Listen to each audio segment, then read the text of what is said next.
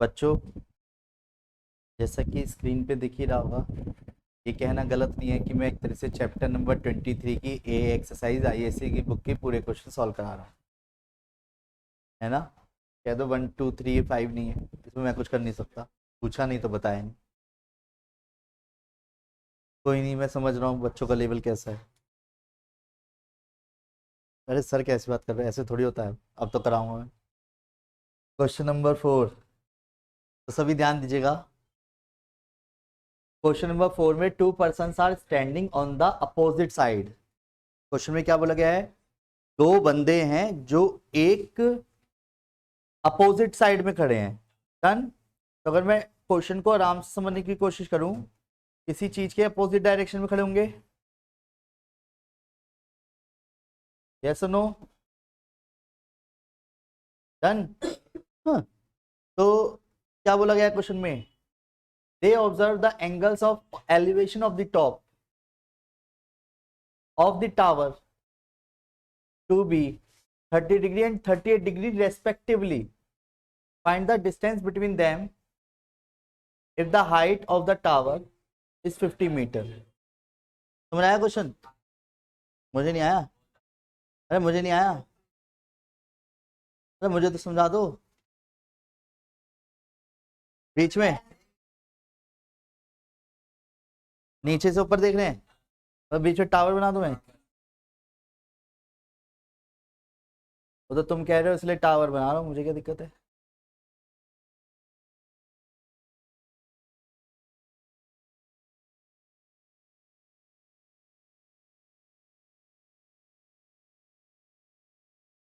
ये तो ले रहा है।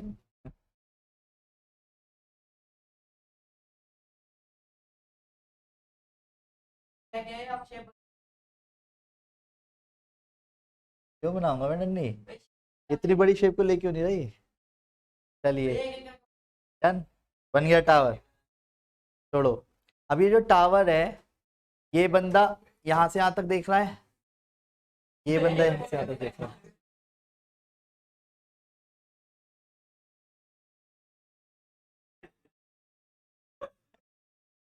बेटे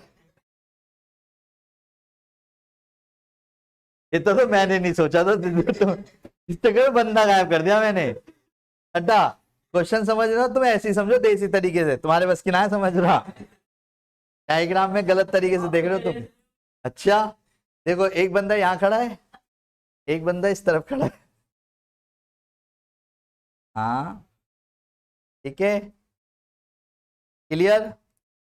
ये जमीन में है बिल्डिंग आदि। अब एट द एंड एक बंदा हाइट को देख रहा है बिल्डिंग की, तो कितने डिग्री बना रहा है? और एक बना रहा है। अच्छा, तुम तो बहुत शार्प हो। तो ये एक्स हो गया, ये वाई हो गया। किसका डाउट है? यू कहाँ है? तेरा है। छोटी छोटी बातें हैं, क्या समझ आया बता? मेन चीज समझ आ गई। दो फॉर्मेशन लगेगी, 50 upon X is equal to 1030, 50 upon Y 1038। दोनों की वैल्यू निकाल के एक्स और वाई निकल जाएंगे। एक्स और वाई को जोड़ना है, जोड़ना है। डिस्टेंस दोनों बंदों के बीच में, एक बंदा यहाँ खड़ा है, एक बंदा यहाँ खड़ा है। ठीक है, मुझे चेहरे ऐसे बनाने चाहिए थे एक्चुअल में। ठीक है, समझे नहीं समझे? नहीं समझे? वो एक तरह से ऐसे करके बिल्डिंग को देख रहे हैं। ठीक है, तो क्या कर रहा था मैं? कर रहा हूँ, करना आना है, मैं करा दूंगा। तुम कह रहे हो मैं इसलिए नहीं कर रहा, वरना मैं तो कर दूंगा। क्वेश्चन नंबर 4 के बाद कौन सा है? अरे यार, 5 नहीं पूछा किसी ने?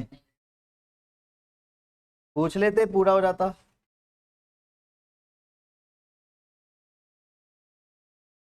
ओ, 20 कट गया, पर कोई नहीं था तो समझ आ रहा होगा। A boy 1.6 metre tall, 1.5 metre से ऊपर है थोड़ा सा, 20 मीटर away from a tower and observe that the angles of elevation of the top of the tower 45 degree and 60 degree. Find the height of the tower. तो बेटे की जान, क्वेश्चन समझ आया वैसे तुम्हें? यू बिल्डिंग है, जैसे एक बंदा पहले यहां से देख रहा बिल्डिंग को, बताता हूं, ठीक है? एक तो पहले यहां से देख रहा, एक बार फिर यहां से देख रहा।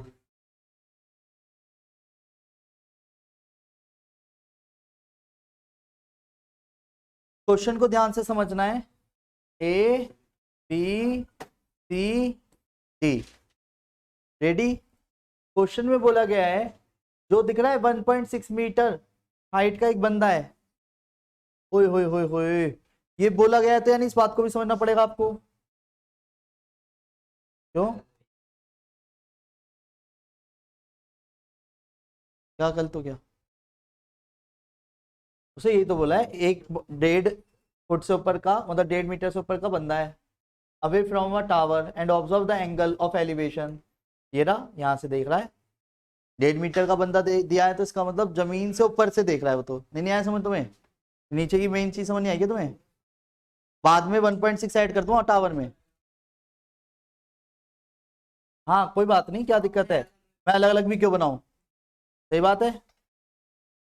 60 यहाँ आएगा, 45 यहाँ आएगा। नहीं आ रहा बस, नहीं आ रहा बस समझ तुम्हें? क्या बात कर रहे हो गुरु जी तुम तो देना रखी है और कुछ भी ना दिया।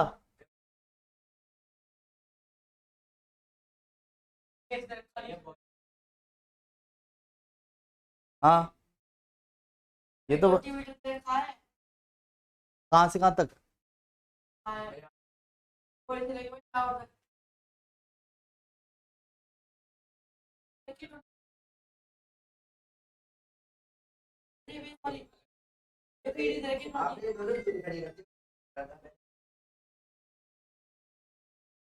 I am busy.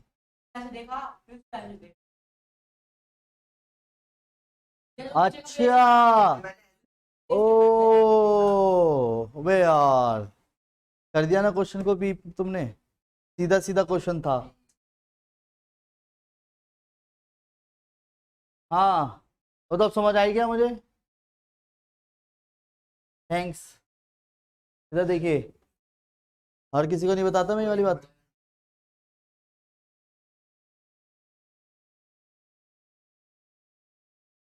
अरे कर दूंगा उसे पूछा।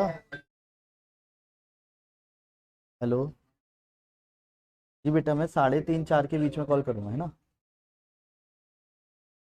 ओके बेटा, ये चार्जिंग भी लगा दी, ऑफ होने वाला है।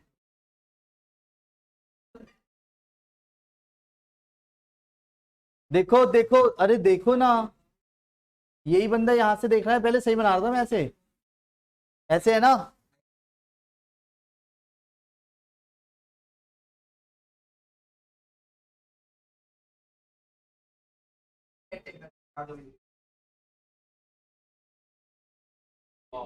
बस, तो क्या बोला है क्वेश्चन में?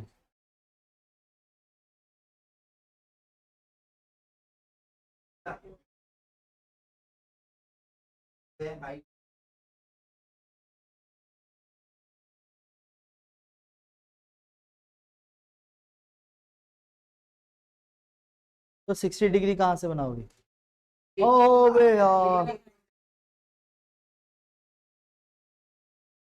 मैं तो तब से पता है क्या कर रहा हूँ, मैं बंदे को दो जगह खड़ा कर रहा हूँ, और जबकि ये पार्ट है, पहला पार्ट अलग है, दूसरा पार्ट अलग है, दोनों पार्ट मिक्स मत करो।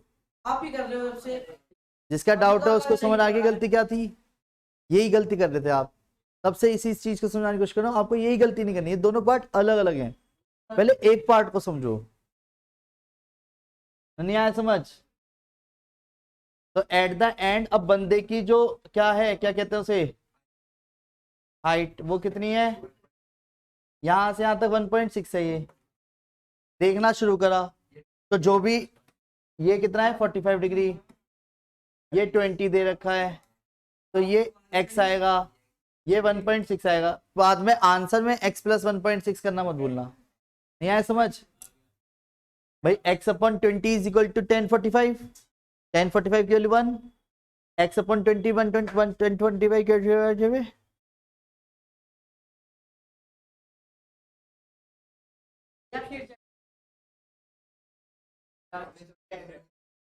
अरे नहीं,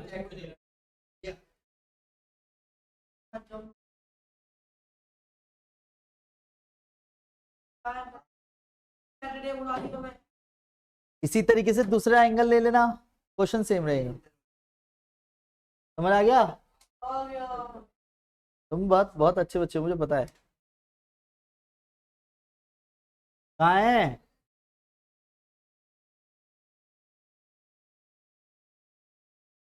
आ गया, 7 पे आ गए अब हम। दिख रहा है आपको?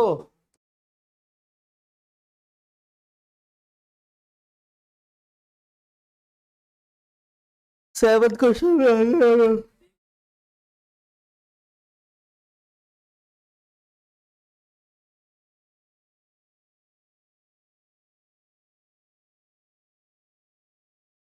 The upper part of a tree. नहीं आया वरना समझ? एक ट्री के अपर पार्ट।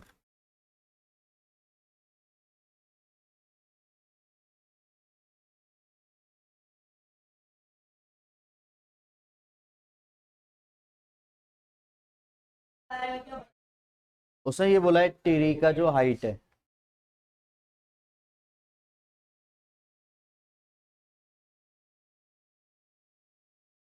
ओए होए होए, अब मुझे ट्री तोड़ना पड़ेगा। अब ये जो एक अच्छा खासा ट्री था, हाँ हाँ बिल्कुल बिल्कुल।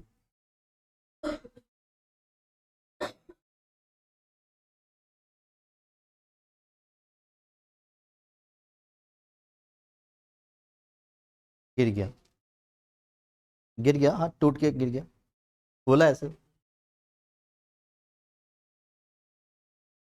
हाइट ना बढ़ी, वो तुम्हें लग रहा है, वैसे मत ज्यादा इमेजिनेशन करो। अब फिर मुझे इसकी लेंथ बढ़ानी अच्छी बात है, इतना मत इमेजिन करो। क्लियर है पहले क्वेश्चन? और वो कह रहा है एंगल बना रहा है 45 डिग्री, वाह। फिर क्या बोल रहा है?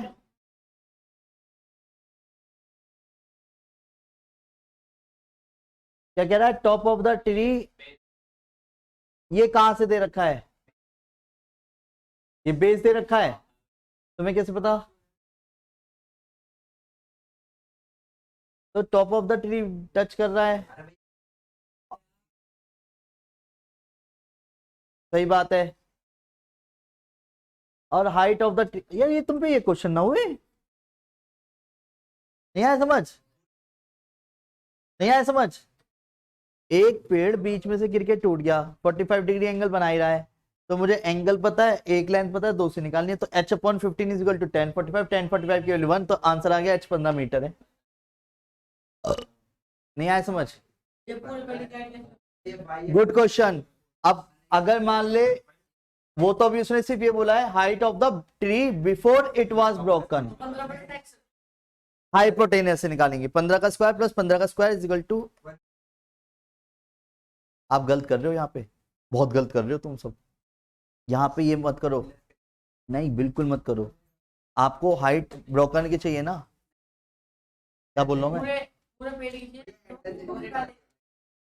तो सीधी बात है, फिर तुम एक काम करो, सुनो यार, फिर वही टाइम ज्यादा कर लगा रहे हो तुम उसमें क्वेश्चन में। यही तो गलती करते हैं आजकल के बच्चे, तुम समझना नहीं चाह रहे। तुम्हें एक तरह से क्या चाहिए, एच चाहिए और समझ लो वाई चाहिए, और एच प्लस वाई चाहिए आंसर। तो क्या भाई तुम ट्रिगो से नहीं निकाल सकते? हाइपोट वो है ना, बस सबसे बेस्ट है। पता ना क्या करे यार, जैसे तुम एच निकाल लो ऐसे वाई भी तो निकाल सकते हो, और दोनों को जोड़ना है क्योंकि ट्री पूरा खड़ा हो गया। अरे यार कैसी बात कर रहा है तो, फिर हाइपोटेनस में कूद रहा है। मैं कह रहा हूँ ट्रिगो के एक ही कॉन्सेप्ट से मैंने पूरे क्वेश्चन के डायग्राम की दोनों साइड्स निकाल दी। गुड क्वेश्चन, ये मैं बताता हूँ। वो तो तुम सब अपने हो इसलिए कर रहा हूँ, गमन मत करना। अरे यार अब बस की नहीं हो रही। वाई अपॉन आगे बोलो। अरे कहाँ है? h अपॉन 15 10 45 नहीं आ रहा समझ? ऐसे ही y/15 क्या होगा ये आप बताओ। नहीं आया समझ मेरी बात? जैसे आप परपेंडिकुलर अपॉन बेस बोल लो 10 होता है, ऐसे ही हाइपोटेनियस अपॉन बेस। अब क्या समझ गया? हाइट अपॉन बेस क्या हो गया? cos 45। नहीं आया समझ? तो h आ गया वहां से, यहां से h क्या आ गया? 15 मीटर। क्लियर है? और यहां से y क्या रहेगा? y is equal to 15 into 1/√2। तो 15 इंटू √2/2। नहीं आ रहा समझ? 7.5 √2 की वैल्यू, अरे 1.41 समथिंग होती है, अरे समथिंग समथिंग, और x प्लस वाई बताना है एट द एंड। आंसर में x प्लस वाई बताना, ये x है।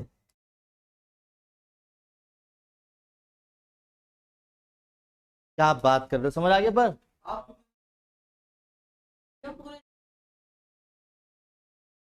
बेटा उसने बोला था बिफोर ब्रोकन, बिफोर ब्रोकन मतलब वो, यही तो बता रहा हूँ बार बार, नहीं समझा? मान ले तेरी, अब तो मानना पड़ेगा, तेरी हाइट थी 5 फुट, जो तेरी 2 फुट की टांगे थी वो मैंने काट दी।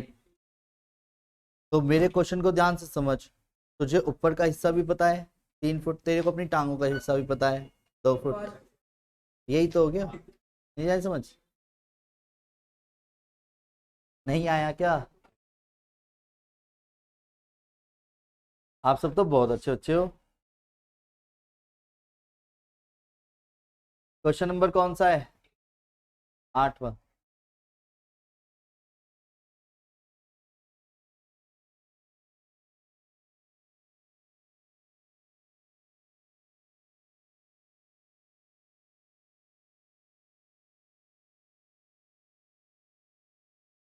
बच्चों ध्यान दीजिएगा, द एंगल ऑफ एलिवेशन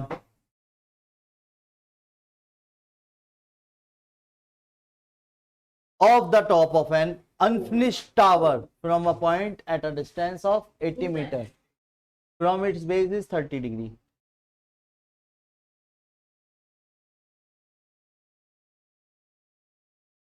तुम बड़ी जल्दी समझ, मैं मैंने पढ़ा भी ना आगे तो मैंने,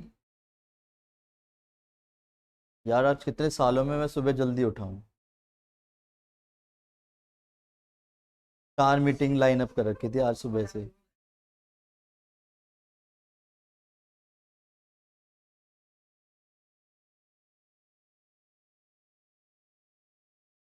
और इस वक्त इतनी हालत नहीं है कि मैं खड़े भी हो जाऊँ, पैर सूज चुके। नहीं गुरुजी कैसी बात कर रहे हो? नहीं नहीं भैया, ये मैं करा रहा हूँ। नहीं भैया मैं कराऊंगा। सभी प्यारे बच्चों ध्यान दीजिएगा, द एंगल, मुझे तो क्वेश्चन समझ आ रहा, डायरेक्ट कैसे निकाले समझते हैं पहले।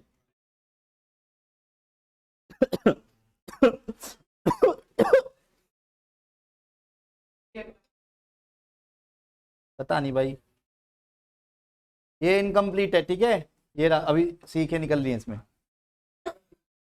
बना दिया।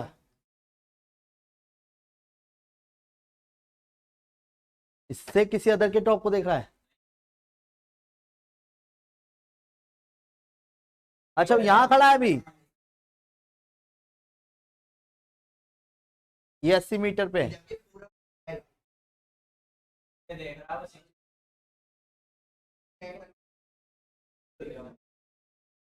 और बिल्डिंग पूरी हो गई। ये वही वाला क्वेश्चन हो जो पहले करना था, अब मैंने वो ना सोचा गलती से, नहीं आया समझ? 30 डिग्री 60 डिग्री, नहीं आया समझ? अब तुम्हें लग रहा होगा तुम क्वेश्चन कर लोगे एकदम से, यही तो गलती करते हैं आजकल के बच्चे। सिर्फ हमें इतना पार्ट चाहिए, सुनो, आपको इतना पार्ट चाहिए, ये बाई ये एच, नहीं आया समझ? अगर आप बड़ा ट्रायंगल लेते हो तो बड़े ट्रायंगल के अकॉर्डिंग क्या निकलेगा, एच निकलेगा। छोटे ट्रायंगल के अकॉर्डिंग वाई निकलेगा। अरे वाह, एक्स निकल जाएगा। नहीं आया समझ, नहीं आया, पक्का आ गया वासु, नहीं आया बेटे, सीधे बैठ जाओ। ओए तू करेगा बोर्ड पे क्वेश्चन तो बोल मत।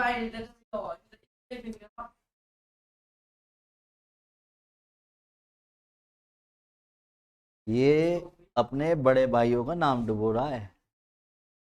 एक बड़े भैया ने 100 गेन करे मेरे पास से ही, और एक के 94 थे, 99 थे, उसके 96 थे। और तब मेरा पहला बैच था वो 10th का, पहली बार पढ़ाया था मैंने तब। अब ये हाल है, और ये देखो तुम्हारा तीसरा बैच होगा। 72 हो गए तो 20 ऐड हो गए।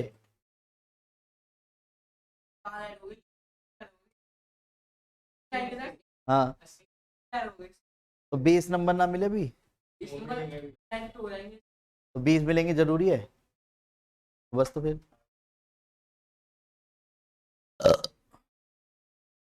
नहीं आया समझ। अब ब्रेक करो उस रिजल्ट को, पेरेंट्स को वो मूवमेंट दोबारा दीजिए जिससे हम भी ऑन स्टेज ये कह सकें कि देखो छोटे भाई ने भी इतना बढ़िया करा।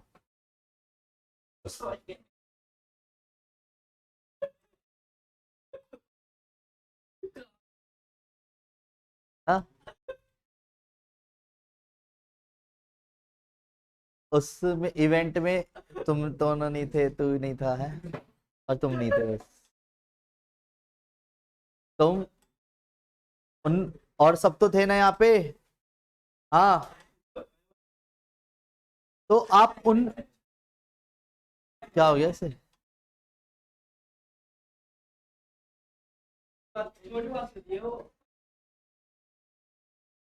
क्वेश्चन 9 भी बता, 9 9 नहीं बताना, 9 नहीं बताना, 9 नहीं बताना किसी को, 9। हाँ वही तो मैं बोल रहा हूँ।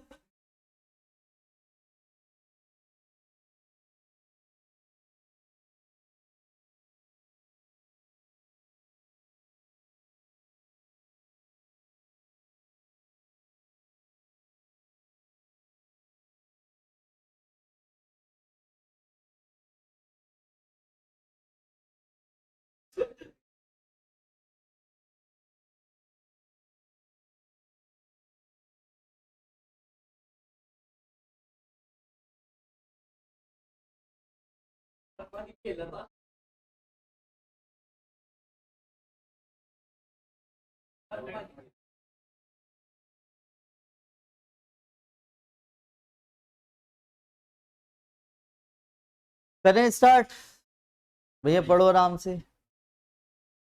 जब इतना 3:16।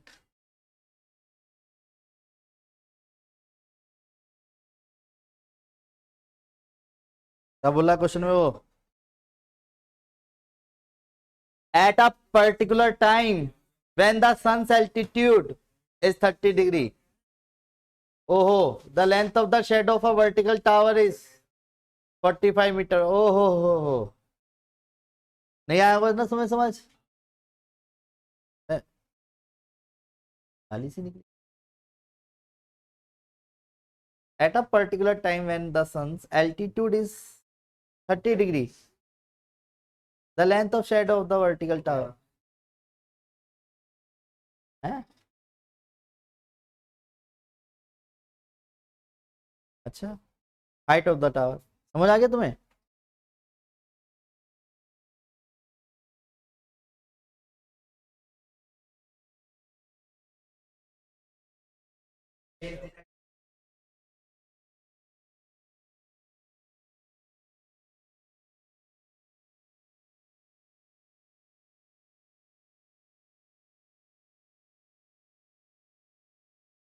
ये 30 डिग्री,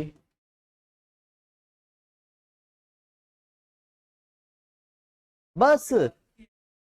तुम इतने क्वेश्चन में भी इतने घबरा रहे हो, कोई बात आगे समझ, with the length of shadow of the same tower। अब अरे बिल्कुल सही। अब थोड़ा सा शेडो बढ़ती गई तो एंगल बढ़ रहा है, नहीं समझा?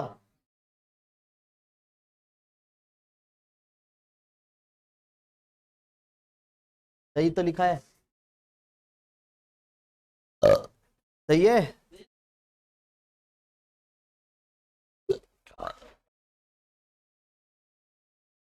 बच्चों वाला क्वेश्चन है तो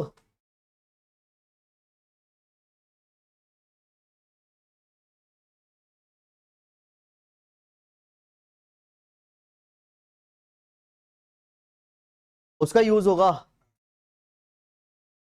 पहले एच निकाल लेंगे, फिर उसके एच से एंगल से नीचे की, जैसे ये वाली चीज और ये वाली चीज ऐसे चेंज हो रही है, तो बंदे की शेडो कम हो गई, यहाँ से शेडो फिर से कम हो गई, तो वो निकालनी है अलग अलग एंगल से। फिर हमें बतानी है यहाँ से तक एक्स, और एक बार यहाँ से तक बतानी है वाई। समझ गया मेरी बात? है? है?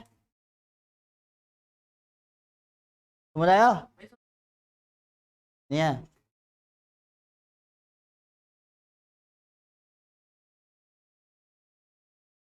10th क्वेश्चन पे आ गए अब हम।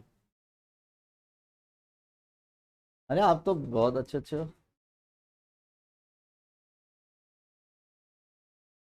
सुन, पक्का?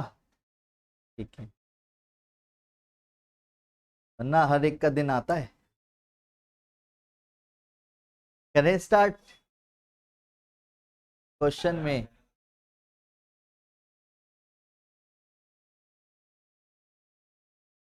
To vertical poles are on either side, either side बोले तो ऐसा है। आज फ्राइडे है क्या?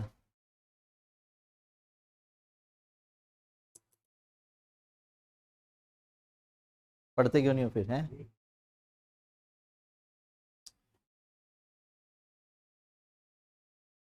ये देखो, खेल रहा है। मंडे को, इसी कमिंग मंडे को फिर से ट्रिग्नोमेट्री का टेस्ट है, पर क्वेश्चनों का लेवल अब बड़ा होगा। कभी इसका अगले संडे। कैसी बात कर रहे हो गुरुजी? अभी कई बच्चों ने डिस्टर्ब करा है, कॉपी चेक में करता रहूंगा आराम से। पॉइंट ये आ रहा है, रिजल्ट और इम्प्रूव करना है अभी। तो ट्रिग्नोमेट्री का टेस्ट इसी कमिंग मंडे को है, मैं फिर से रिपीट कर रहा हूँ, मेरे शब्दों पे ध्यान दीजिए। छोड़ दे, इन्हें दे। ठीक है, तो हाँ,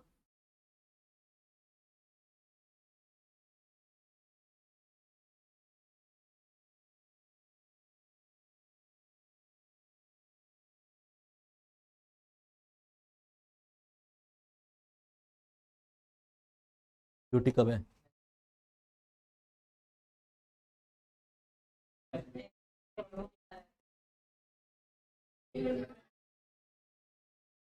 ठीक है, वो अपनी तरफ से यही चाह रहा है कि एक दिन मिल जाए एक्स्ट्रा रिवीजन के लिए, इसलिए कर। वेट तो करो, कोई बहुत बड़ी चीज तो नहीं। ऐसा कर लेते हैं। सुनो बच्चों, बच्चों, बच्चों, पहले तो एक काम करते हैं, ट्रिग्नोमेट्री के डाउट्स होंगे आपके उस वाले पेपर में से किसी के हैं? बस वो तो सबका कॉमन डाउट है। और बस करे थे क्वेश्चन बाकी सारे, सारे कर लिए, सारे कर लिए 22 के 22। ठीक है, मतलब क्वेश्चन बहुत बच्चों वाले थे ना। अब नेक्स्ट क्लास यानी कि इसी कमिंग मंडे में टेस्ट है आपका, इसका ट्रिगो का। फिर रही बात हाइट एंड डिस्टेंस की, तो वो मैं ट्यूसडे को करा दूंगा, डोंट वरी। डाउट आएगा तो मैं, हाँ वही बाई डिफॉल्ट उन्हीं को कवर कर लेंगे एकदम से, ऐसा कर लेंगे टारगेट। अभी बैठे हैं ना, पढ़ते हैं अभी। मैं आज की, मेरे को लग रहा है आगे के बैच सारे ऑफ करने वाला हूँ मैं।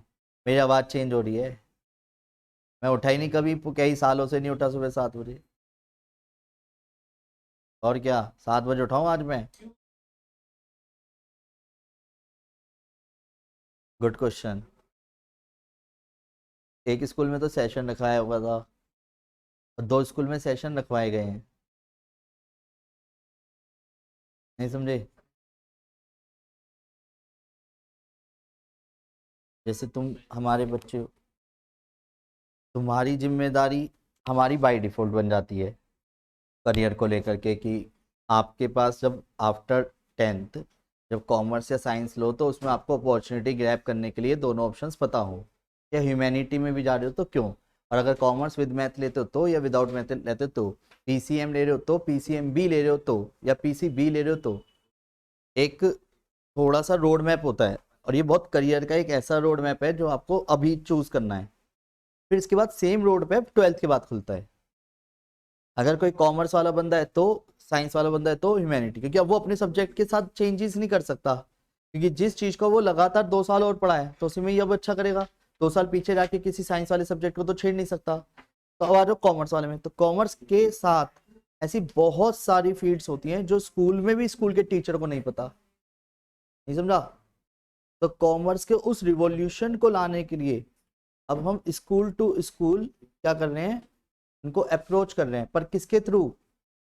स्पेशली सीएमए का मतलब कॉस्ट अकाउंटेंट का जो मेन चैप्टर है, एनआईआरसी जो करके है लोधी रोड पे, दिल्ली का मेन हेड ऑफिस, वहां से हमारे को अपॉइंट किया है। फिर इन्होंने पूरी जिम्मेदारी है कि गाजियाबाद आपका अपना है, इसे कैसे भी अगर आप कवर करते हैं तो ये बहुत वैल्यूएबल पॉइंट होता है कॉमर्स के लिए, तो उसकी जिम्मेदारी हमें मिली है।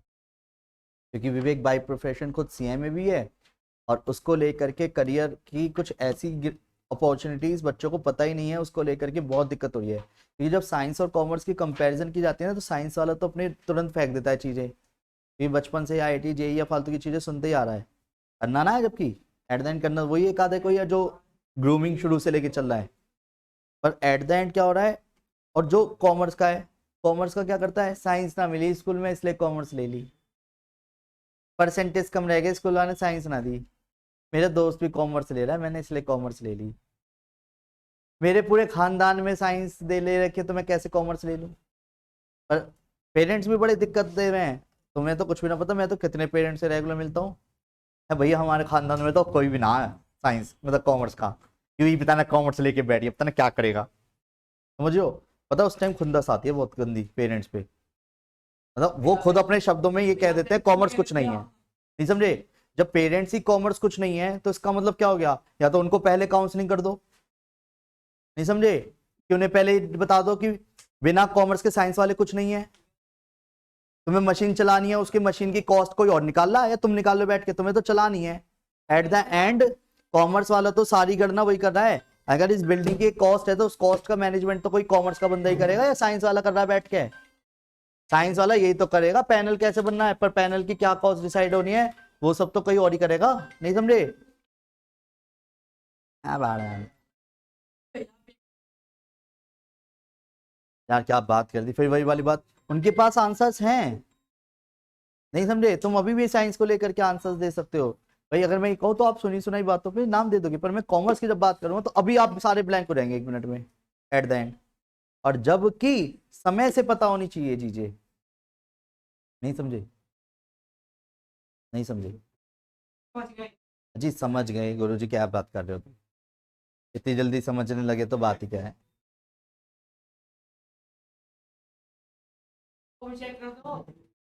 बिल्कुल भी नहीं, आन दे ऐसे साइड में से टक्कर दे। थैंक यू भैया। तो कहाँ क्या कह रहा था मैं, तो मैं कर दूंगा, कर रहा हूँ अभी। मैं अभी कुछ बात कर रहा था, अब वो बहुत जरूरी है, जिसको नहीं सुननी वो तुरंत उठे और बाहर निकल जाए। पर मैं सिर्फ अपनी बात नहीं कर रहा, तो मैंने आपको अभी एक बात बताई। पर दिक्कत पता है क्या है, एक स्कूल बहुत, प्रिंसिपल भी बहुत खुश हुई उस स्कूल की, स्पेशली फिर ठाकुर द्वारा मैं आज तुम्हारे स्कूल में भी लेटर देके आए प्रॉपर, उनसे काफ़ी देर बात हुई है। अ, वो शायद सीबीएसई की तरफ से वो चल रहा है, वर्कशॉप्स चल रही हैं अभी अलग अलग स्कूल्स में। तो उस टाइम प्रिंसिपल मैम जो थी वो तो बिजी थी, तो पूजा मैम से मिले थे तुम्हारी स्कूल की जो वाइस प्रिंसिपल हैं, तो उनमें होके आए। ठीक है, जेके गौर से कुछ दिन बाद मिलेंगे, ठीक है, जिनके नाम से 3 स्कूल चल रहे हैं, ठीक है, उनसे पहले मुलाकात हो चुकी है, आए थे हमारे इवेंट में, आए थे, काफ़ी टाइम रहे थे, आरडीसी में ही है उनका मकान।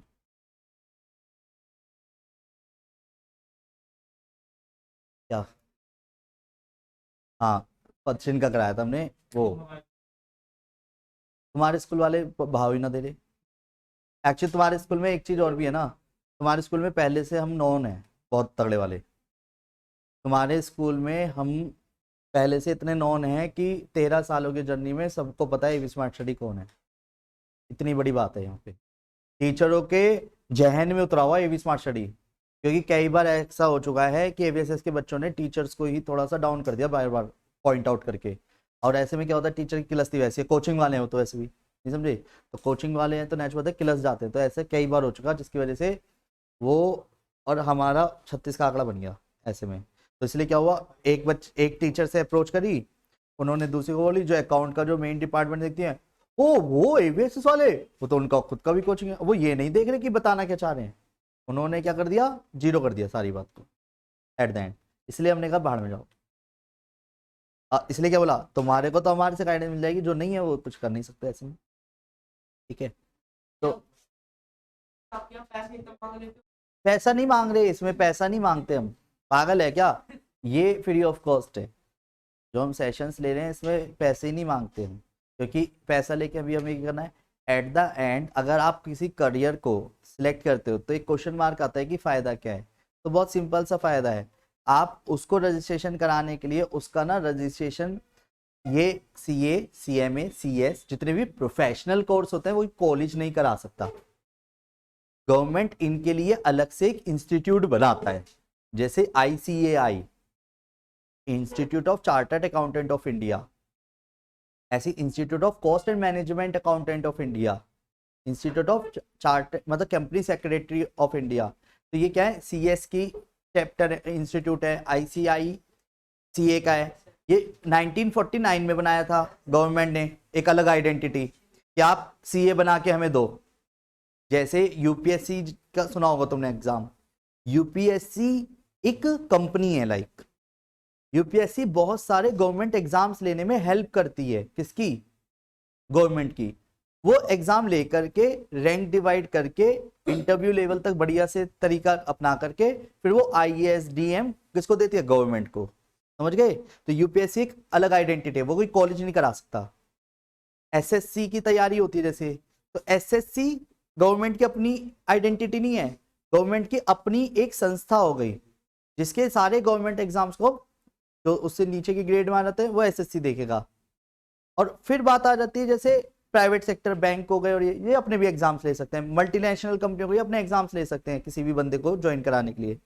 ऐसे ही सीए बनाने के लिए गवर्नमेंट ने क्या बनाया, ICAI बनाया, institute of chartered accountant of India. ऐसी IC मतलब जिसे हम कॉस्ट एंड मैनेजमेंट बोलते हैं, उसके लिए 1959 में एक्ट बनाया।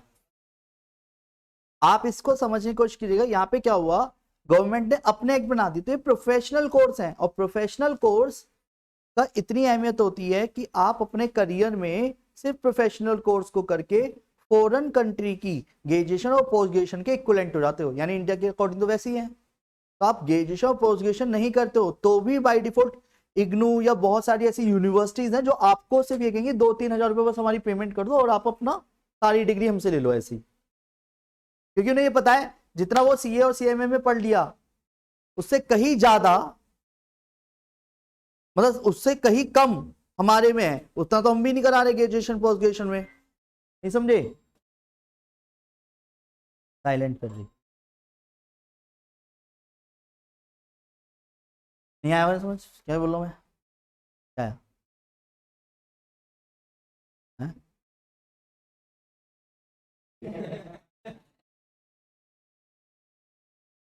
तो ऐसी कुछ नॉलेजेबल बातें हैं, जैसे एक्चुअल साइंस, मुझे पता चला था जब मैं एमकॉम में था, मतलब ग्रेजुएशन करके बीकॉम करने में एमकॉम कर रहा था जब, उसको पता चलने के बाद मुझे ये पता चला कि मैथ्स की जो सबसे बेहतरीन फील्ड है ना मैथ्स के पॉइंट ऑफ से एक्चुअल साइंस है, जो कॉमर्स के बंदों के लिए होती है, नाम साइंस की वजह से कभी देखा नहीं, और actual science commerce with maths वाले बंदे कर सकते हैं, और वर्ल्ड की नंबर 1 जॉब प्रोफाइल है actual science, number 1 job profile. मतलब साइंस वाले भी नेक्स्ट लेवल पे आते हैं बाद में, वो तो कहीं भी नहीं है कॉमर्स की फील्ड के आगे। अभी टॉप फील्ड सारी कॉमर्स की हैं, सारी टॉप फील्ड्स।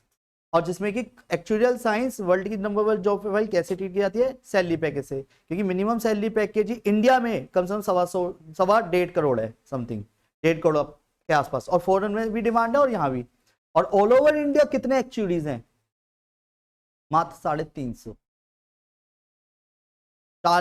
140 करोड़ जनसंख्या में एक्चुअलीज कितने हैं। और एक्चुअलीज क्या काम करते हैं, जो बैंक होता है उस बैंक के जो रेट ऑफ इंटरेस्ट होता है वो कौन डिसाइड करता है, एक्चुअलीज। क्योंकि वो मैथमेटिकल वे है कि किस तरीके से क्या रेट रखना है, क्या कितनी कैपिटल रेट चल रहा है, कितना हमारे को इंटरेस्ट लोन रखना है। आरबीआई कोई लोन अगर अनाउंस कर रही है कि इस पे इतना इंटरेस्ट लेगा, तो वो को बनाने वाला कौन है पीछे, ये समझे। स्टॉक मार्केट के पीछे भी कोई वर्क कर रहा होगा तो वो कौन है, कहीं ना कहीं। कोई बैंक बिना एक्चुअलीज के ओपन ही नहीं हो सकता। और बैंक कितने हैं ऑल ओवर इंडिया, कम से कम लाखों में।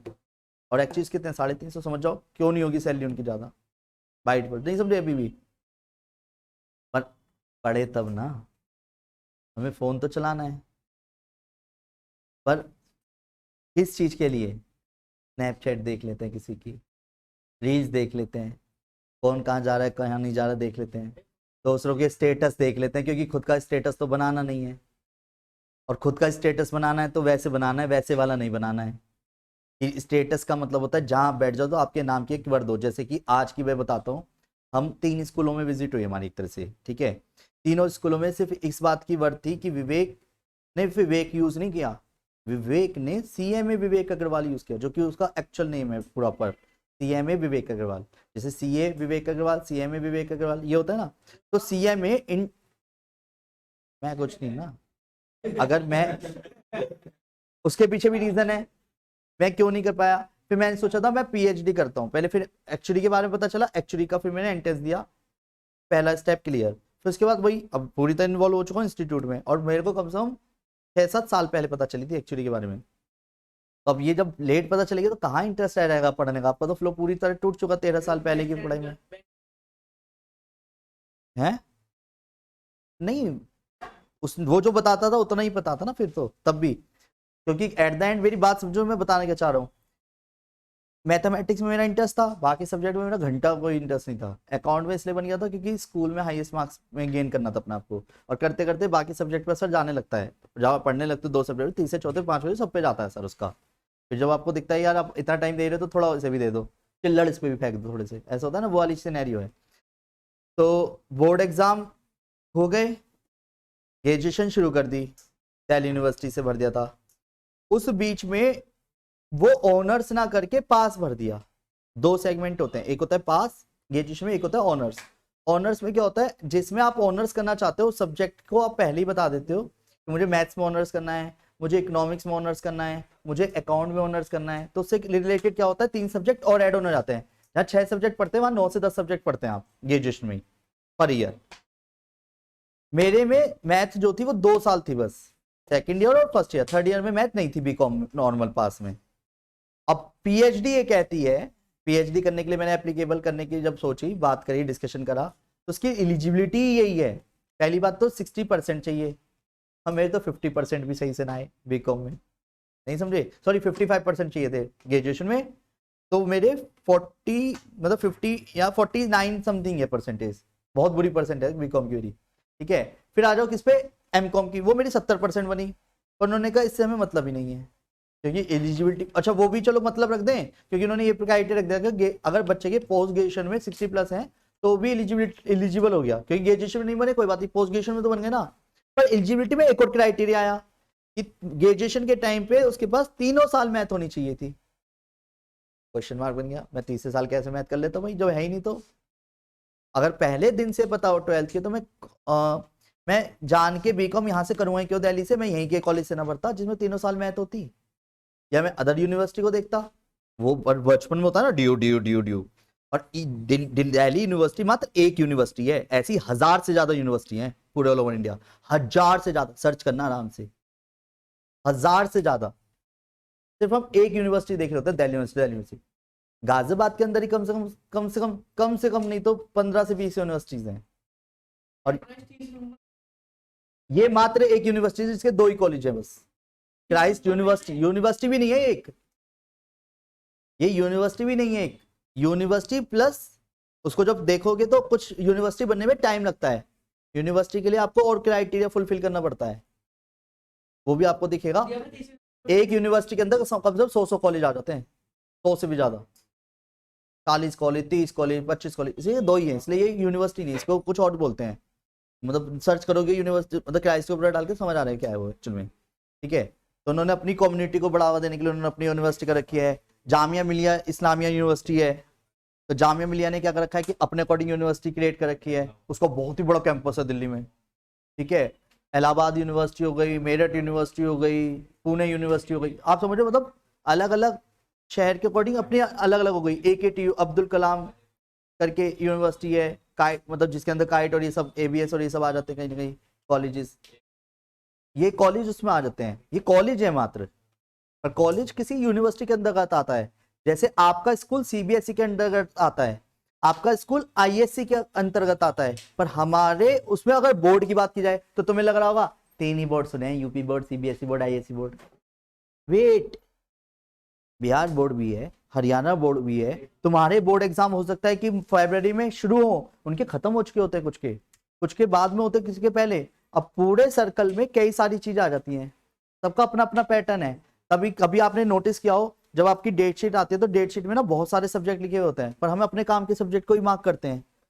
कोड होते हैं मैथ्स के आगे भी, 041 कोर मैथ का। अब 041 का मतलब क्या है कि 41 नंबर पे है मैथ, यानी उससे पहले तो 40 सब्जेक्ट और भी हैं। आज सुबह की बता रहा हूँ, एक प्रिंसिपल मैम से जब बात हुई थी तो उन्होंने एक चीज बड़ी अच्छी बताई, कह रही सर हम चाहते हैं हमारे स्कूल में ये चीजें कोई जानकारी दे, तभी तो बच्चे का रुझान पता चलेगा, तभी हम उसको अप्रोच करेंगे, क्योंकि न्यू पॉलिसी लॉन्च हो चुकी, पता भी नहीं हमें सही से। स्कूल वाले जबरदस्ती क्या कर रहे हैं, हमारे स्कूल में टीचर ना दे सबको बायो, अगर फिजिक्स केमिस्ट्री मैथ का अच्छा टीचर नहीं है तो PCB कर देंगे सबको जान के, अगर बायो का टीचर नहीं है तो PCM दो जी, बायो हमारे स्कूल में है ही नहीं, क्या एक दो बच्चों को क्या करते हैं वो जान के भी शिफ्ट मार देते हैं, जो कि फातिमा और सेंट जोसेफ बहुत करता है, बड़े लेवल पे करता है, कि बायोलॉजी के नाम पे स्कूल के टीचर ना होने की वजह से वो क्या करता है, शिफ्ट मार देता है, लेता ही नहीं, और जान के घुमाता रहेगा नहीं, पेरेंट्स घूम जाएंगे। और जबकि करियर है, एक बायो लेना और ना लेने में आप एक चीज समझ पा रहे हो कि बंदे का पूरा करियर है, और वो कैसे डायरेक्ट क्लियर पता है कि जब कोई बंदा बायो ले रहा है तो इसका मतलब वो डॉक्टर लाइन में क्लियर जा रहा है, फार्मेसी लाइन में जा रहा है, या किसी भी तरीके से उसका और कोई तो रोड मैप नहीं है। ऐसी रोड मैप हमारा PCM से निकलना जरूरी है, ऐसी रोड मैप हमारा कॉमर्स की फील्ड से निकलना जरूरी है। पर कहानी कहाँ डिस्टर्ब हो रही है, जब किसी चीज को कंपैरिजन किया ही नहीं गया तो आप कैसे अप्रोच कर दोगे किसी भी चीज को, नहीं समझे मेरी बात। और मैं जो अभी बात कर रहा था मैंने यही बोला कि मॉर्निंग में तो आज ये काम करे हमने, तब पेनफुल भी रहा, और एक तरफ लगता है कि अब आप अपना कौन सा टाइम दे रहे हो, फ्री टाइम। और कुछ ढीठ बच्चे होते हैं ना हमारे बैच में जो सुनना भी नहीं चाहते, क्योंकि इनके करियर की बात थोड़ी ना हो रही है, सबको कह रहा हूं ऐसी, सबको कह रहा हूं, समझ गए ना, तो समझ गए। पर वेट, दिल से मुझे पता है सभी ये चीज जानते हैं, मैं बस एक ही लाइन बहुत क्लियर बोलता हूँ, जैसे लाइफ में हम सभी अपने लाइफ के एक आर्किटेक्चर हैं तगड़े वाले, क्योंकि जब मान लो मुझे अपना घर का ड्रीम हाउस बनवाना है तो मैं ऐरे गहरे नत्थु गहरे से तो नहीं लूंगा, क्या ठेकेदार बना दे मेरा घर। अगर मुझे ड्रीम हाउस ही बनवाना है तो हो सकता है मैं एक आर्किटेक्चर को 10-20 लाख रुपए सिर्फ इस बात के दे दूं, बेहतरीन डिजाइन बना के दे दे, वो अपनी कीमत सिर्फ डिजाइन की लेगा, उसके बाद जो उसके ऊपर वर्क करेगा वो तो एक सिर्फ ढांचा खड़ा कर रहा है, पर एट द एंड सारी कहानी तो आर्किटेक्चर पे है।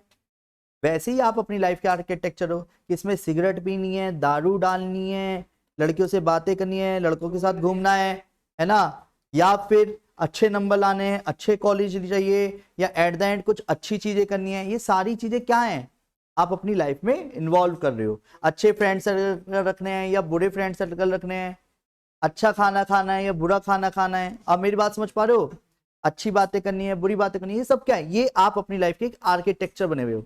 ऐसे ही दोबारा समझना, 10th के बाद आपको 11th में क्या लेना है, 12th के बाद आपको क्या लेना है, ये क्या है, अपने करियर की एक मेन प्लानिंग चल रही है।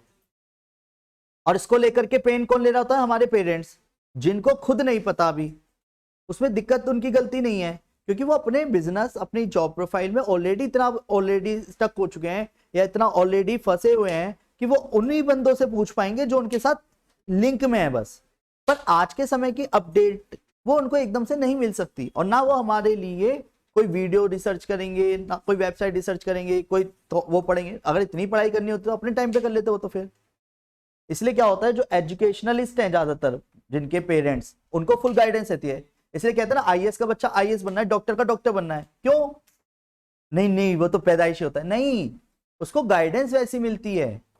आर्मी वाले बंदों के बच्चों के आर्मी में ही जाते हैं ज्यादातर बच्चे, वो उनकी स्किल्स उस तरीके से डेवलप हुई है, उनके एथिक्स, उनकी एडिकेट्स उसी तरीके से डेवलप हुए हैं। अब एट द एंड हमारी बात क्या यहाँ पे आके अटक जाती है कि आपके एथिक्स, आपके एडिकेट्स कैसे बन रहे हैं। लड़ाई हो जाए, 10 गाली मिनिमम निकलेंगी, एक शब्द बाद में निकलेगा काम का। ये हमारे एडिकेट्स हैं, नहीं समझे? पर हमारी भी गलती नहीं है भाई, गाजियाबाद के हैं, जिला गाजियाबाद, ऊपर से एबीएसएस में है। यहाँ तो भूत उतार दें, क्योंकि पिट पिट के इतना सही हो जाते हैं हम कि अब कोई बाहर वाला छू के तो देखे, क्योंकि सारी खुंदस तुम उस पर निकालोगे, मेरे नाम की भी। पर एट द एंड क्या है, इस चीजों में फंसे रहने से क्या आपका करियर बनेगा? पता है क्या होता है कुछ बच्चों के साथ, कुछ क्या ऑलमोस्ट 99% बच्चों के साथ, जहां सन्नी लियोनी नाच रही होगी ना, वहां जाके एडमिशन लेंगे। और जितने भी एरे गहरे नत्थु गहरे कॉलेज होंगे वही नचवाते हैं। ये आराम से एनालाइज करना। शाहरुख खान आ रहा है जिस कॉलेज में, अरे उनको 20 लाख खर्च करने हैं उस पर, क्योंकि कॉलेज में एडमिशन ही उनके नाम के आने हैं। पर क्या वो करियर बनाने आ रहे हैं? वो तो एक दिन अपना अपना प्रमोशन करना है, चलते बने। नहीं समझे मेरी बात? पर दिक्कत क्या है कि यहाँ से रोड से गुजरेंगे, आईटीएस के बाहर सिर्फ सेलिब्रिटी की फोटो दिखेंगी 10, तो लगेगा ओ भाई यही कॉलेज चाहिए, यही चाहिए अपने को। और क्या हुआ, साल का एक दिन कोई आएगा, उसकी एक पिक क्लिक हो गई उनके साथ कॉलेज की, तो वो उसके साथ एड ऑन होती जाएगी। क्या उससे आपका करियर बन रहा है? तो बताओ। नहीं तो नाचते हुए देखो किसी को भी। और समझदारी क्या है, जितने भी बेस्ट कॉलेज होंगे, आईआईएम, आईआईटीएन वाले जितने भी कॉलेज हैं, ये कभी नहीं नचाते। इन्हें जरूरत नहीं है, इनकी सीट्स लिमिटेड है पहले से। पर ये क्या काम करते हैं, जो बच्चा डिजर्व करता है वही अपनी सीट डिजर्व करेगा, और जो डिजर्व नहीं करता वो डिजर्व भी नहीं करेगा। नहीं समझे? और एरा गैरा नत्थु गैरा तो फैल के बैठा है, अरे सर जो मर्जी, फीस भी थोड़ा डिस्काउंट दे देंगे, बताओ बस बच्चा भेजो। और आप इस बात को समझ नहीं पा रहे कि बहुत बड़ी स्टोरी है एजुकेशन सेक्टर में, जो बहुत गंद फैला हुआ है। पर उस गंद को सही रखने के लिए कुछ बंदों को तो काम करना पड़ेगा, चाहे वो आज से सही। इसलिए हमने इसको नाम दिया है a part of revolution in commerce. Commerce की फील्ड में कोई तो रिवॉल्यूशन लाए, और वो हम कर रहे हैं सर। और बहुत सारे बच्चों के मैसेज आए हैं, सनी फीडबैक बहुत तगड़ा मिला था हमें आज के सेमिनार, मतलब सेशन जो लिया था, बहुत बढ़िया फीडबैक मिला है। बच्चे बहुत सीरियस मोड पे उन्होंने सारी बातों को सुना भी, समझा भी, लिखा भी। वो सारी बातें उनको पीपीटीज में प्रॉपरली शो करनी है हमने, कौन सी, कब, कहाँ, कौन सी चीज आपको करनी चाहिए, या कौन से ऑप्शंस अभी आपके पास हैं। अब उनके पास 6 महीने अभी भी, और जो 11th वाले बच्चे भी साथ में बैठे हुए थे उनके पास 1.5 साल है। तो समय रहते देखेंगे। ऐसे ही आपके पास अब 6 महीने हैं, फिर 2 साल होंगे। आप समझ गए मेरी बात कैसे?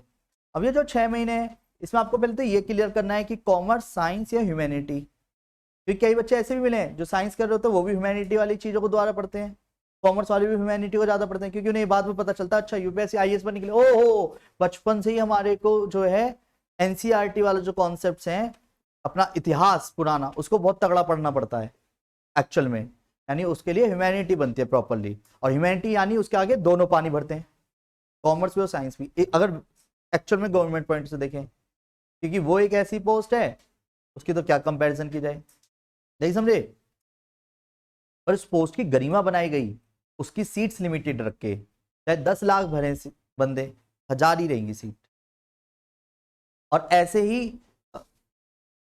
इसकी नीट के पॉइंट ऑफ से रही, उसकी भी सीट्स लिमिटेड रहेंगी। कॉलेज बढ़ते रहेंगे, सीट्स बढ़ती रहेगी, पर एट द एंड चाहे कितने ही भरे, सीट्स लिमिटेड होने की वजह से रैंक, मेरिट लिस्ट निकाली जाती है, रैंक की कट ऑफ उसी के अकॉर्डिंग डिसाइड हो जाता है। उसी में पता हो जाता है अच्छा इतने में इतने कट ऑफ मारेंगे तो 10,000 बंदे हमें मिल जाएंगे तुरंत। अगर 10,000 बंदे, सेम जेईआईटी के पॉइंट से समझ लो। पर एक और चीज बता दूं, जितने बेस्ट कॉलेज होंगे रिजर्वेशन, ह्यूज इन्वेस्टमेंट, ठीक है, डिफिकल्ट लाइफ, कुछ ऐसी चीजें हैं जो आपकी लाइफ को डिस्टर्ब करेंगी कई बार, पर पेन है, पर जब पेन है तो गेन है, ये सच है। और उसे बोलते हैं कई चीजों में इंटीग्रेटेड, जो कॉलेज मतलब इंटीग्रेटेड कोर्स कराते हैं या फिर ग्रेजुएशन पोस्ट ग्रेजुएशन, लाइक बहुत अच्छे कॉलेज से, अच्छे मतलब बहुत अच्छे कॉलेज से करना पड़ेगा तभी करियर सेट होगा, वरना क्या होगा, इन्वेस्टमेंट तो लग रही है, वो तो अपनी बिल्डिंग की कॉस्ट ही तो ले रहे हैं, नहीं समझे, बिल्डिंग की, टीचर की और किस चीज की कॉस्ट होती है एट द एंड, पर क्या आप उस चीज को गेन कर पाए। और ये बात क्वेश्चन मार्क है अभी आपके लिए।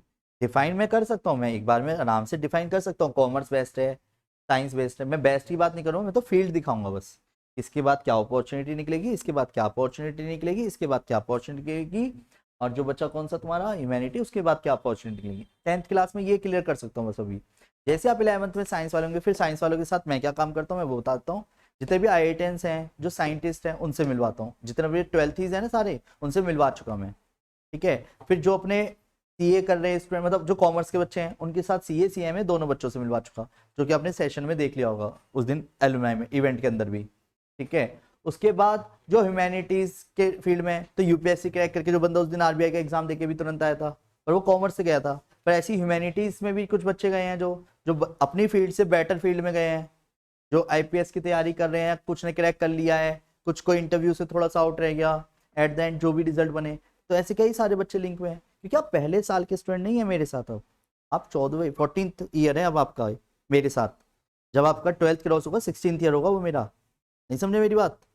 और 16 साल की जर्नी में क्या कुछ लिंक ही नहीं है मेरे, ऐसे ही, पर मेरे जो लिंक है वो यानी एजुकेशनलिस्ट के साथ हैं, और आपके जो लिंक है पापा के, वो अपने सर्कल के साथ हैं। तो यानी वो अपने सर्कल में से कोई एक एजुकेशन का उठा करके आपको दे सकते हैं। क्या वो डिश जरूरी आपको पसंद आए? जब हम किसी रेस्टोरेंट में जाते हैं तो आप अपनी मर्जी की चीज खाना पसंद करेंगे या कुछ भी लिया? रेट देख के, यानी कि कॉलेज भी उसी पे डिपेंड करता है, फिर भी रेट लिस्ट भी देख रहा है तब भी अच्छी अपनी पसंद की देखेगा या कुछ भी लेगा? गया है तो कुछ तो बेटर ही लेगा ना, जो तेरे पसंद की चीज हो, चाहे चाउमीन हो, मोमोज हो, चिली पटेटो हो, या कुछ भी समथिंग हो, और एज यूजुअल बनी हो खाना, दाल मखनी लिया भैया, कढ़ाई पनीर लिया, और ले आइयो रोटी, एट द एंड कहानी कहाँ की अटक रही है? तो हम अपनी फेवरेट डिश मंगा रहे हैं ना, पर दूसरे नजरिए से देखो 2 मिनट के लिए, क्या ये कह रहा हूँ भाई कुछ भी लिया खाना ही तो है, जब आए हैं पैसे दे रहे हैं तो क्या कर रहे हैं, ये चीज आप अभी भी कर रहे हो अपने करियर में, पेरेंट्स दे रहे हैं ना बस पैसा, दर्द तुम्हें नहीं हो रहा, क्यों? क्योंकि तुम तो कमा नहीं रहे। और यही पैसे जब आपके पेरेंट्स आप पे जैसे खर्च कर रहे हैं तो आपको दर्द नहीं हो रहा, पर जब आपके बच्चे यही काम सेम करेंगे रिजल्ट ना बनाने का, तब मैं आपसे यही सेम क्वेश्चन पूछूं, अगर पेन हो रहा है ना हो रहा, तो रोना सा निकल रहा हुआ, समझ रहे हो मेरी बात? ये होता है हमारे पेरेंट्स के साथ, जब आपका अपना रिजल्ट कम आता है तो पेरेंट्स को यही तो झटका मिल रहा है अभी, कि मैं तो बड़ी उम्मीदों के साथ भेज रहा हूं भाई, कॉन्सेप्ट की बात आई, मतलब स्कूल की बात आई तो अपना अच्छा लेके चल रहे हैं, ट्यूशन की बात आई तो अच्छा लेके चल रहे हैं, ठीक है, उसके बावजूद ही निम्न नहीं आ रहा, तो पेरेंट्स को क्या लगता है, बता कहाँ भेजू मैं, नहीं समझे?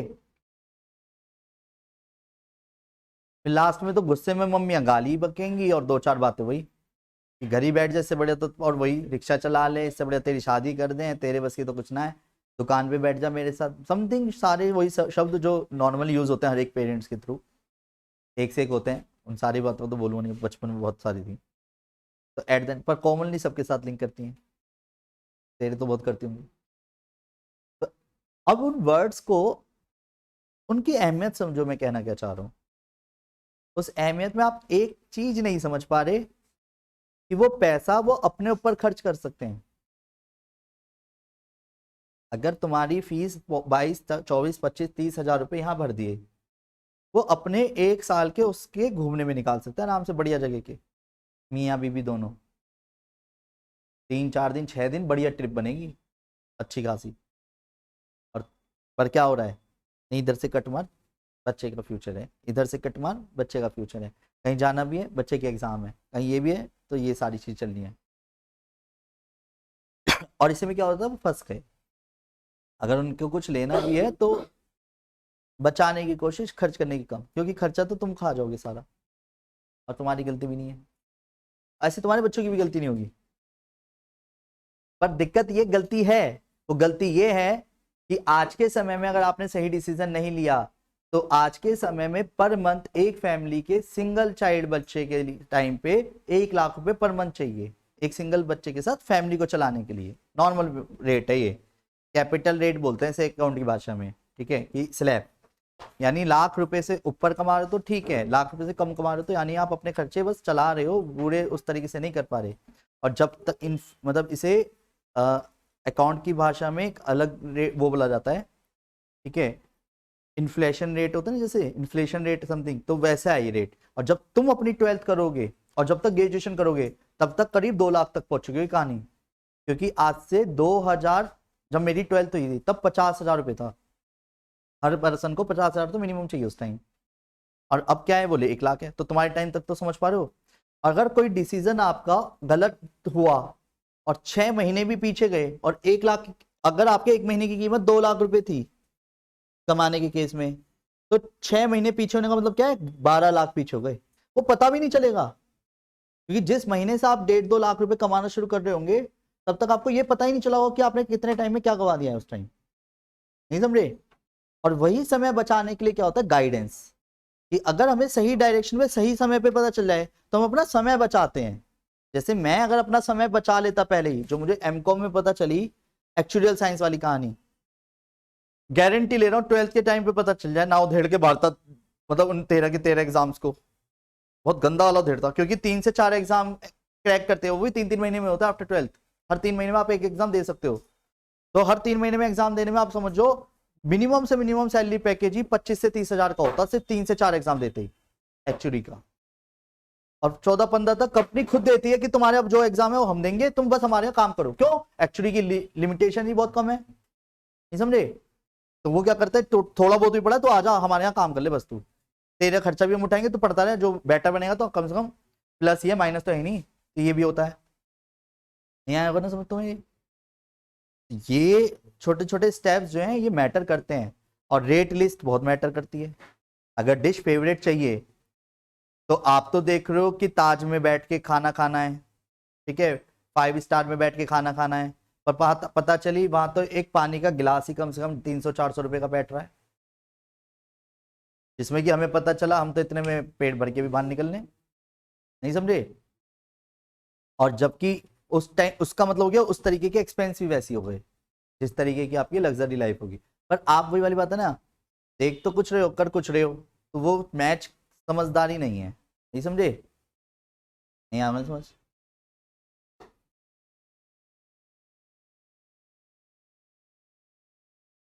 थोड़ी याद आ रही है एक, ताश के पत्तों से महल नहीं बनता, नदी को रोकने से समुंदर नहीं बनता, बढ़ते रहो जिंदगी में हर पल, क्योंकि एक हार से कोई फकीर, एक जीत से कोई सिकंदर नहीं बनता।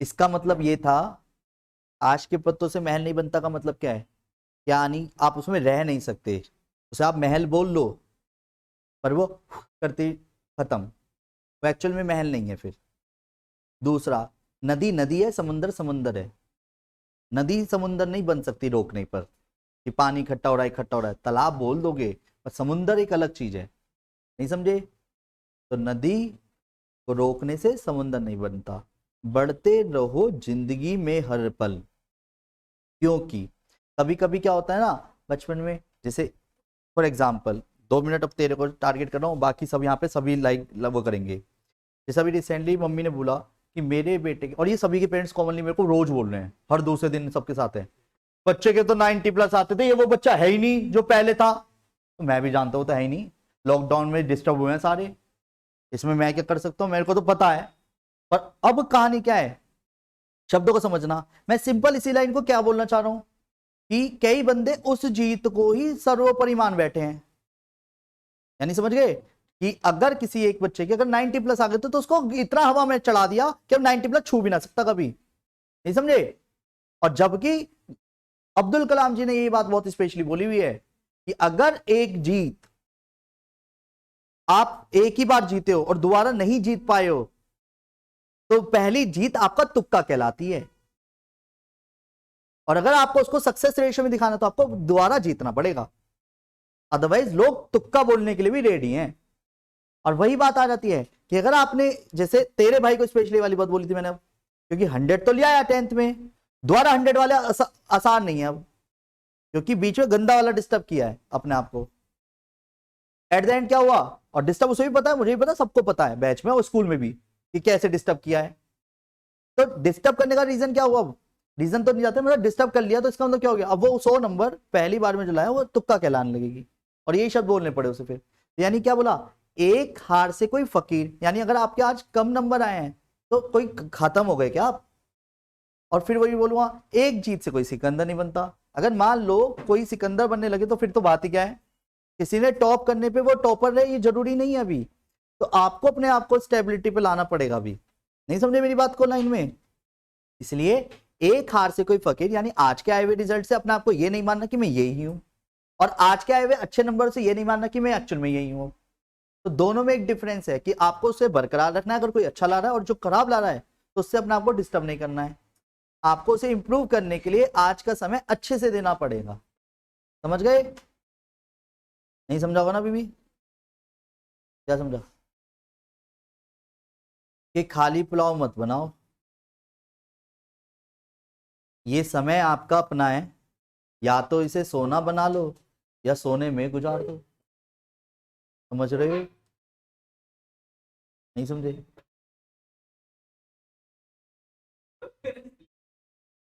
और बताओ सब बढ़िया।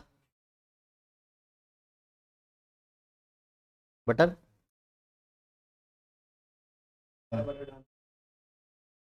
हाँ बटर डालो, कुछ भी डालो, टेस्ट अच्छा होना चाहिए यार। अगर मान लो बहुत क्लियर है, अगर मैं किसी के, मुझे अगर गोलगप्पे पसंद है तो मुझे राकेश मार के सिर्फ उसी पर्सन के पसंद है, मुझे पसंद ही नहीं आते किसी के ज्यादातर।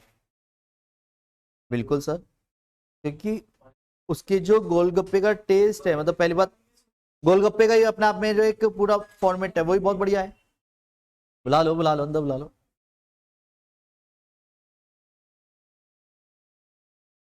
ओ, तो नहीं समझे। तो उसकी डिमांड बढ़ती जाती है, और मैं इसे बिजनेस पॉइंट ऑफ से सिंपल लाइन बोलूं, 1 रुपए की चीज हर रोज, तुम्हारी 1 रुपए की चीज को हर रोज सिंगल पर्सन सिर्फ गाजियाबाद की खरीद लें तो ही रोज उतने कमा रहे हो, ऑल ओवर इंडिया खरीद लें तो 140 करोड़ हर रोज मिलेंगे। यानी कितनी बड़ी जनसंख्या के बीच में हम रह रहे हैं, और उसके बाद ऑल ओवर वर्ल्ड देखते हो तो फिर तो मतलब बिलियन क्या ट्रिलियन क्या, वो तो सबकी लॉस हो जाती है उस टाइम पे, नहीं समझे। तो इसका मतलब समझ पा रहे हो कहना क्या चाह रहा हूं मैं। और मैं ये कह रहा हूँ, चलो आप तो कह रहे हो 1 रुपए, मैं कह रहा हूँ 10 पैसे ही कमा लो, 10 पैसे में ही 14 करोड़ रुपए रोज आ रहे हैं। मैं कह रहा हूँ 1 पैसे ही कमा लो तो 1 करोड़ 40 लाख तो ऐसे आ रहे हैं, नहीं समझे अभी भी, एक पैसा मात्र बच जाए मुझे तो हर बंदे से, और मैं इसमें पॉइंटों में भी कर दूं तो भी बहुत बड़ी बात है। पर डे, पर मंथ, मैं तो कह रहा हूँ ईयर में मिल जाओ हम तो तब भी खुश हैं, नहीं समझे एट द एंड। तो अपॉर्चुनिटी तो बहुत सारी हैं, आप उसे ग्रैब कर रहे हो नहीं कर रहे हो ये बहुत मैटर कर रहा है, और इसके लिए समय रहते आपको गाइडेंस होनी बहुत जरूरी है। मैंने ये बिल्कुल नहीं बोला कि आप एक जॉब में जाइए या बिजनेस नहीं करिए, नहीं, पर उसको चलाने के लिए भी आपकी एजुकेशन तरीके से होनी जरूरी है, क्योंकि कुछ चीजें अभी आपने देखी ही नहीं है। और देसी देसी लैंग्वेज में कहा जाता है कोई भी बंदा पेट से सीख के नहीं आया, पर कुछ ऐसे गुण होते हैं जो हम अपने पेरेंट्स से जरूर लेके आते हैं, बाई नेचर, बाई डिफॉल्ट, ये तो मैंने भी पाया हुआ है, ये बाई नेचर है। अब उसको अगर आप यूज नहीं कर पा रहे तो गड़बड़ है, एट द एंड कहीं ना कहीं फिर गड़बड़ है अभी, क्योंकि इधर उधर बातें भी तो लगानी है, फोन चलाने हैं, वो भी बहुत जरूरी है। तो करिए, पर रिजल्ट बनाने पे मेहनत, आउट ऑफ ट्रैक नहीं, ठीक है। किसी को मेरी बात बुरी लगी हो तो लगने दो, अच्छी बात है, क्योंकि लगेगी तभी रिजल्ट बनेगा, और नहीं लग रही है तो फिर बोलूँगा बता देना, ठीक है। ये मेरा फोन दियो।